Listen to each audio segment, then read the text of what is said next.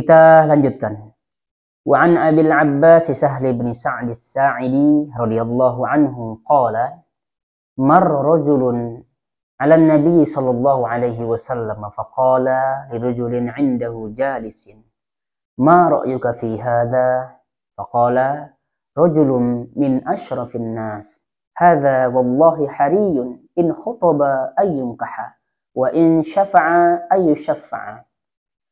فسكت النبي صلى الله عليه وسلم ثم مر رجل آخر فقال له رسول الله صلى الله عليه وسلم ما رأيك في هذا فقال يا رسول الله هذا رجل من فقراء المسلمين هذا حري إن خطب ألا ينكح وإن شفع ألا يشفع وإن قال ألا يسمع لقوله فقال رسول الله صلى الله عليه وسلم هذا خير من ملء الأرض مثل هذا متفق عليه.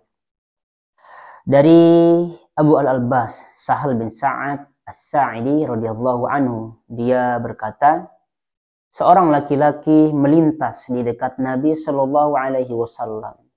Lalu beliau berkata kepada sahabat yang berada di sampingnya, bagaimana pendapatmu tentang orang ini, kata beliau. Maka sahabat berkata, dia termasuk salah seorang yang mulia, salah seorang yang dihormati. Demi Allah, orang ini kalau meminang pasti akan diterima, ya. Dan apabila minta pertolongan pasti akan ditolong. Lalu kemudian Nabi Shallallahu Alaihi Wasallam diam begitu saja. Setelah itu ada laki-laki yang melintas, ya. Ada lagi ya yang melintas. Rasulullah Shallallahu Alaihi Wasallam berkata kepada sahabatnya, bagaimana pendapatmu tentang orang ini? Lalu sahabat berkata, ya Rasulullah, orang ini termasuk salah seorang yang fakir. Apabila dia meminang, pasti nggak akan diterima. Nah, gitu katanya. Apabila dia minta tolong, pasti nggak akan ditolong. Dan jika dia berkata, pasti nggak akan ada yang mendengarkan perkataannya. Lalu kemudian Rasulullah Shallallahu Alaihi Wasallam berkata, orang ini jauh lebih baik dari seisi bumi dibandingkan dengan orang-orang yang pertama. Oleh karena itu ya, saudaraku yang dirahmati Allah Subhanahu Wa Taala, sebagaimana yang saya sebutkan ya pada hadis yang sebelumnya, Allah itu tidak melihat bagaimana kedudukanmu, bagaimana kekayaanmu, bagaimana banyaknya pengikutmu. Demi Allah tidak melihat itu. Allah itu melihat bagaimana hati dan ketakwaanmu. Oleh karena itu, saudaraku yang dirahmati Allah Subhanahu wa taala, terkadang orang yang memiliki kedudukan tinggi di dunia, tapi di akhirat dia tidak punya apa-apa. Ada orang yang dimana di dunia ini sama sekali dia tidak punya kedudukan, tapi di sisi Allah dia mempunyai kedudukan yang tinggi. Bukankah dalam sebuah riwayat yang sahih disebutkan bahwa ketika seseorang yang dimana di dunia dia merasakan semua kenikmatan-kenikmatan yang ada di dunia, tempat tinggal yang nyaman, kasur yang empuk, harta yang banyak, ajudannya yang banyak, mobil mewah, semuanya pokoknya jadi mewah semua. Lalu kemudian sekalinya dia dicemplungkan ke neraka. Lalu kemudian sebentar dicemplungkan ke neraka, lalu diangkat dia dan ditanya, apakah engkau pernah merasakan kenikmatan di dunia? Lalu si hamba ini dia berkata, ya Allah, saya tidak pernah merasakan sedikit pun kenikmatan di dunia. Padahal sekian puluh tahun dia diberikan kenikmatan oleh Allah. Dan sebentar saja ya, sedetik saja dia dicemplungkan ke neraka, lalu kemudian pada saat dia diangkat dia katakan, saya tidak pernah merasakan kenikmatan sedikit pun di dunia. Lalu kemudian didatangkan orang yang dimana di dunia tidak punya kedudukan, sengsara lah istilah kita ya, serba kekurangan, dia dicemplungkan ke surga hanya sebentar saja. Lalu ketika dia ditanya, apakah engkau pernah merasakan penderitaan selama engkau hidup di dunia? Lalu si hamba ini dia katakan, ya Allah, sedikit pun saya tidak pernah merasakan yang namanya kesulitan, kesengsaraan di dunia. Sekali sebentar doang dia dicelupkan ke surga. Itulah nikmatnya Allah Subhanahu wa taala. Oleh karenanya, ya, saudaraku yang dirahmati Allah Subhanahu wa taala, kita jangan melihat orang dari zahirnya saja. Karena kita tidak tahu yang namanya hati, yang tahu adalah Allah Subhanahu wa taala dan orang yang bersangkutan.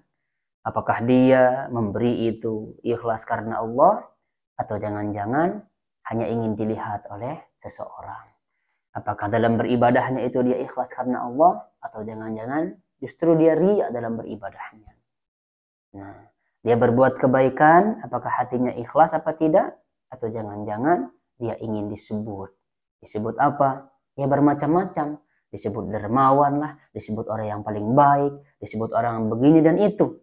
Oleh karenanya, yang dilihat oleh Allah Subhanahu wa taala adalah hati dan amal perbuatan kita. Makanya kata Rasulullah SAW, takwa itu ada di sini. Takwa itu ada di sini, ada di hati. Maka perhatikanlah hati kita, saudaraku yang dirahmati Allah Subhanahu wa taala. Hati, ya, terkadang ada hati yang sakit, ada hati yang sehat, bahkan ada hati yang mati. Ada hati yang mati, yang dimana hati yang mati ini dia tidak akan pernah menerima yang namanya nasihat-nasihat kebaikan. Adapun hati yang sehat, alhamdulillah, insya Allah selamat. Nah, hati yang sakit ini 50-50 jadi dia nanti. Apakah dia bisa menerima nasihat, atau apakah dia tidak bisa menerima nasihat. Mudah-mudahan ya, kita termasuk orang yang hatinya bersih, orang yang senantiasa menjaga hati kita, menjaga niat kita dalam beribadah. Ya, inilah yang sebenarnya nanti yang dapat menjerumuskan kita ke dalam api neraka, bahkan bisa memasukkan kita ke surganya Allah Subhanahu wa taala. Kan ada seorang sahabat di masa Rasulullah Shallallahu alaihi wasallam. Ya, kata Rasulullah, lihatlah akan ada seseorang laki-laki di mana dia adalah penduduk surga. Dia adalah ahli surga, kata Nabi. Lalu sahabat melihat ternyata laki-laki yang menenteng sandalnya. Kemudian besoknya lagi Rasulullah berkata, nah, silahkan kalian lihat, ya, ada seorang laki-laki yang datang dari gerbang ini, dia penduduk surga, kata Nabi. Lalu sahabat melihat orang yang kemarin, ternyata orang yang kemarin. Lalu yang di hari ketiganya Rasulullah mengatakan yang sama. Lihatlah akan ada laki-laki, dia adalah penduduk surga, kata Nabi. Ternyata betul orang yang sama. Maka ada seorang sahabat yang ketika dia sudah selesai sholat, ya, yang dikatakan oleh Nabi dia ahli surga. Lalu kemudian ada seorang sahabat yang membuntutinya dari belakang. Dan singkat ceritanya, dalam riwayat tersebut, dia menginap di rumah orang tersebut yang disebut oleh Nabi dia adalah ahli surga itu. Lalu kemudian 3 hari dia berturut-turut, ingin apa? Ingin melihat ibadahnya orang ini. Karena 3 hari berturut-turut Nabi mengatakan dia ahli surga. Sehingga ketika dia penasaran 3 hari dia menginap, ternyata tidak ada amalan yang spesial dibandingkan dengan sahabat-sahabat yang lain. Maksudnya dia tidak tahajud, sahabat yang lain mah tahajud. Ya, tidak sholat sunnah, tidak. Pada malam harinya justru dia tidur terus. Ini dia nggak bangun kecuali sholat subuh.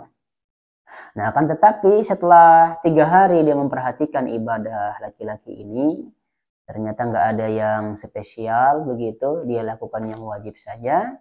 Lalu kemudian dengan rasa kecewa, dia tanya, sahabat ini, wahai fulan, sesungguhnya saya menginap di rumahmu ini karena saya mendengar Nabi dan kami mendengar Nabi Shallallahu Alaihi Wasallam bahwa kamu adalah ahli surga. Tapi saya lihat amalanmu tidak ada yang spesial, katanya. Lalu kemudian ketika tengah malam kamu nggak bangun, justru kamu tidur. Akhirnya dia pergi. Lalu kemudian laki-laki yang disebut oleh Nabi ini ahli surga, dia ingat ternyata dia dipanggil. Ya. Dipanggil sahabat, kalau tidak salah namanya Amr bin As. Ya. Dipanggillah, oh ya saya ingat. Saya tidak pernah menaruh dengki dendam di hatiku, katanya. Jadi setiap dia mau tidur itu, dia ingat dosa-dosanya kepada orang lain, lalu kemudian dia minta ampun kepada Allah Subhanahu wa taala, dan dia ingat-ingat dosa orang lain kepada dia, dan dia ikhlaskan, dia maafkan orang tersebut. Apa kata sahabat ini yang nginep 3 hari ini? Oh, ternyata ini yang membuat Rasulullah SAW mengatakan kamu ahli surga. Dia tidak heran lagi. Ternyata itu adalah amalan hati.